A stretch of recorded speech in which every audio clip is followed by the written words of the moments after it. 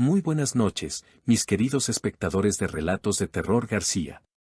Es un verdadero placer saludarlos una vez más.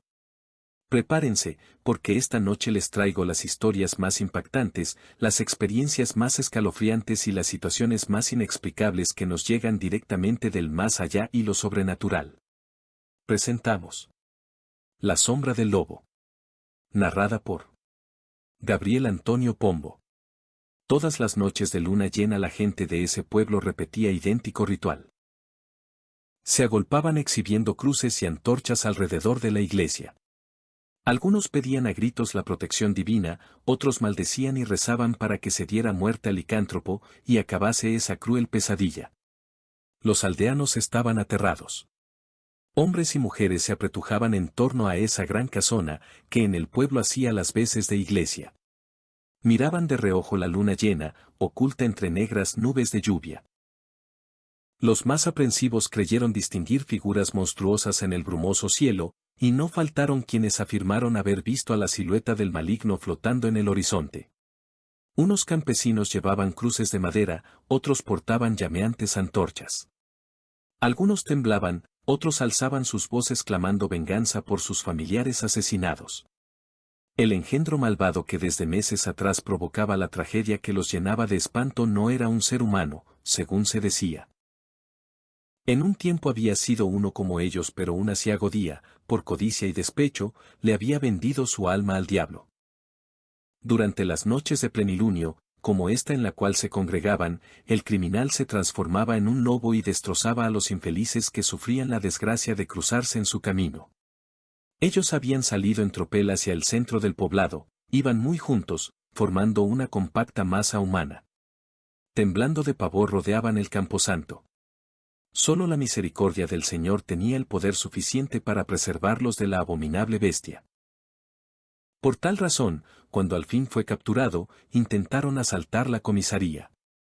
Querían tomar justicia por mano propia y aniquilar al monstruo. Pero en cuanto lo vieron no podían dar crédito a sus ojos, aquel enano enclenque no podía ser el culpable. Era imposible que ese frágil sujeto fuera el asesino bestial, no podía serlo, a menos de que en verdad hubiera pactado con las tinieblas, a menos de que ese individuo llamado Manuel Romasanta realmente fuera un hombre lobo. La historia registra que el supuesto licántropo había nacido en la población gallega de Regueiro, España, en el año 1809 y que fue inscrito al nacer como Manuela, dado que mostraba rasgos físicos y genitales femeninos, en tanto padecía de una condición clínica llamada falso hermafroditismo. Recién a los 8 años de edad, al desarrollarse como varón, pasó a ser considerado hombre. Era de muy baja estatura, puesto que medía menos de 1,40 m. Otra característica que lo destacaba consistía en que sabía leer y escribir, lo cual resultaba muy poco habitual en el medio rural de aquella época. Trabajó en el oficio de sastre junto a su esposa Francisca y, tras enviudar, pasó a ganarse el sustento como buhonero, o sea vendedor ambulante de mercadería barata, por las tierras de Galicia, León y Asturias. Aunque no pudo serle achacado con total certeza, su inicial homicidio lo pudo haber cometido contra un alguacil que le reclamaba una deuda en León. Cuando el cadáver del jerarca apareció, Manuel Romasanta huyó, instalándose en la zona de Ayaris, donde se ganó la confianza de la población con su actividad de buhonero. Allí se ofrecía para acompañar en su viaje a mujeres y niños, a quienes engañaba aduciendo que les conseguiría trabajo y alojamiento en Santander o en otras ciudades prósperas de España, pero en realidad los robaba y asesinaba, dejando los cadáveres despedazados esparcidos en los boscosos senderos. Se sabe que a partir de 1864 comenzó a utilizar este modus operandi homicida que lo volvería tristemente célebre. Ese año una vecina llamada Manuela, de 47 años de edad y separada de su marido, vendió sus pobres pertenencias con el objeto de marcharse junto con su hija a la ciudad de Santander en busca de mejores oportunidades. El buhonero no solo se ofreció a guiarlas en su viaje a través de la peligrosa ruta, sino que prometió encontrarles un puesto laboral como empleadas domésticas en la casa de un sacerdote amigo. Sin perjuicio del alguacil al cual posiblemente había matado, estas infortunadas féminas constituyeron sus primeras presas humanas oficialmente reconocidas. Luego de asesinar a madre e hija, regresó y tranquilizó a las hermanas de Manuela, a quienes les ofreció una buena ocupación junto a ella. Tampoco se volvió a saber nada del paradero de estas mujeres, ni de sus menores hijos, quienes las acompañaron en el fatídico viaje donde se convertirían en las nuevas víctimas de Manuel Romasanta. El mismo fatal destino sufrieron varios miembros de otra familia, y también el joven Manuel Fernández, apodado Surtú, sobrino de Manuela. Con el paso del tiempo, la falta de noticias sobre los desaparecidos acabó preocupando a familiares y vecinos y, a partir de enero de 1871, los rumores se dispararon. Se decía que Manuel Romasanta en sus recorridos a Portugal vendía un producto grasiento, una especie de medicina popular, a alto precio. No tardaron las murmuraciones en apodarle hojón de unto o sacamantecas, y surgieron las sospechas de que había eliminado a los desaparecidos y vendido su grasa corporal en el país vecino. Además, se afirmó haberle visto viajar solo, cuando aún debería estar viajando acompañado por los desaparecidos. Pero lo más grave y acusatorio en su contra fue que amigos de las víctimas reconocieron algunas de sus prendas en una mujer de la comarca, la cual al ser interrogada admitió haberlas comprado en la taberna de Masaida, Montederrano, Orense, a un personaje cuya descripción coincidía con la fisonomía de Manuel Romasanta. No tardaron en aparecer más prendas pertenecientes a otras de sus presas humanas, las cuales se comprobó que habían sido vendidas por el mismo individuo. Alertado por el revuelo que se empezaba a generar, y al intuir el peligro de terminar siendo arrestado, el victimario desapareció sigilosamente de la región, tras procurarse documentación falsa. A mediados de 1852 el licántropo se puso a trabajar en la zafra de siega de trigo en la localidad de Nombela, Toledo. Allí fue reconocido por dos vecinos de Berín, Orense, dedicados a las mismas labores zafrales, quienes le denunciaron ante la alcaldía. Tras esta acusación se acabaría la buena fortuna del ejecutor, el cual el viernes, 2 de julio de ese año fue apresado por la Guardia Civil. Lejos de negar la culpa que se le achacaba o de resistirse, confesó haber dado muerte a las personas desaparecidas, alegando que no podía evitar matar cuando se mutaba en un lobo. En agosto de 1852 comenzaron las indagatorias policiales, y el domingo, 12 de septiembre, en Galicia, una comisión investigadora efectuó un minucioso rastreo por la Sierra de San Mamet donde aparecieron restos humanos con señales de tratarse de víctimas de los lobos. El asunto se ventiló en la prensa española y suscitó muchas polémicas. Los detalles del proceso penal, que duró desde septiembre de 1852 hasta abril de 1853, están recogidos en la causa número 1788 contra el hombre lobo, la cual consta de más de 2000 páginas, divididas en 4 piezas, 2 rollos y un extracto que actualmente se guardan en el Archivo Histórico del Reino de Galicia, en La Coruña. El miércoles, 6 de abril de 1853 el juzgado de Allaris lo condenó a sufrir la pena capital por garrote vil como autor de los asesinatos de Manuela, Benita y Josefa García Blanco, y los de Antonia Rúa y sus hijos, 9 homicidios en total. Otros 4 crímenes no se les pudieron justificar.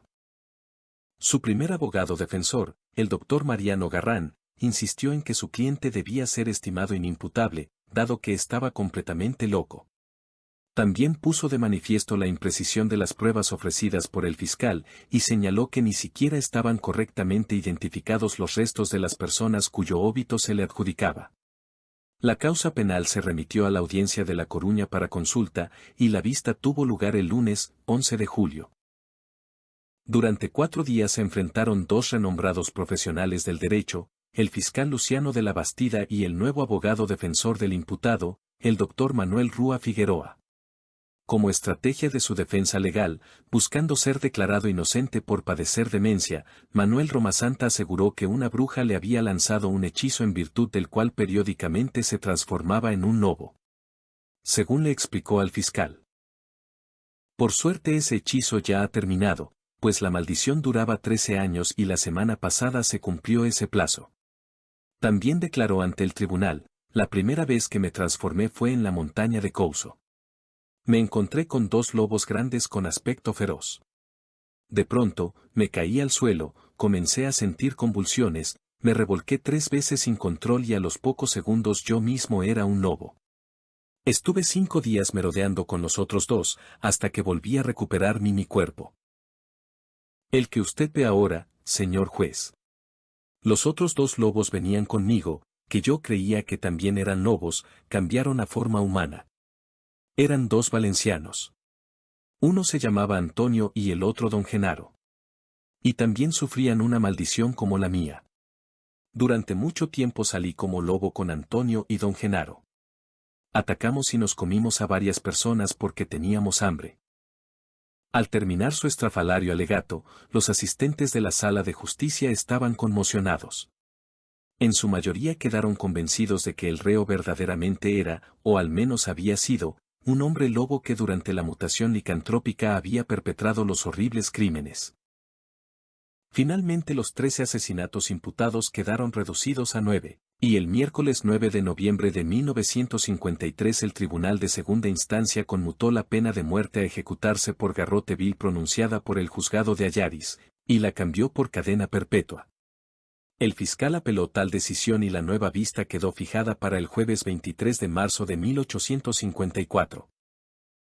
El tribunal rectificó su fallo y confirmó el dictamen del juzgado de Ayaris, debido a lo cual se le volvió a condenar a morir mediante garrote vil. No obstante, la reina Isabel II, en resolución del 13 de mayo de 1854, conmutó la pena de muerte sustituyéndola por la condena de cadena perpetua. Al parecer, influyó en la benévola decisión de la reina de España una carta remitida al tribunal por un tal profesor Phillips, residente en Argel, experto en electrobiología, o hipnotismo. Allí se explicaba que debía considerarse inimputable a Manuel Romasanta pues sufría de un proceso obsesivo licantrópico como producto de una educación supersticiosa cultivada en el ambiente mágico rural en que vivió, lo cual se vio agudizado por su creencia en que le había sido impuesta una maldición. Esa opinión contradijo el informe suscrito por 6 facultativos que analizaron la salud mental del detenido, y negaron la validez de su historia sobre la maldición que lo volvía un hombre lobo. Por el contrario, estos peritos concluyeron que el reo era culpable y perfectamente imputable, dado que, lejos de estar demente, poseído o hechizado, las pruebas judiciales determinaban que se trataba de un ser perverso, un criminal sin moral que mataba para enriquecerse. La posición oficial sostiene que el penado falleció en la prisión, ya fuese de muerte natural o a raíz de una enfermedad, pero no hay registros fehacientes de ello. Ante la duda, las leyendas se dispararon. Algunas versiones pretendieron que escapó de la cárcel y desde entonces vivió oculto en los bosques convertido en un animal feroz. Si este relato te atrapa, no olvides regalarnos un pulgar arriba y dejar tus comentarios. Queremos saber qué te pareció. Gracias por ser parte esencial de esta comunidad. Su apoyo es nuestra inspiración. Saludos a todos nuestros fieles espectadores. Hasta la próxima, y que el miedo los acompañe. Síguenos en todas nuestras redes sociales.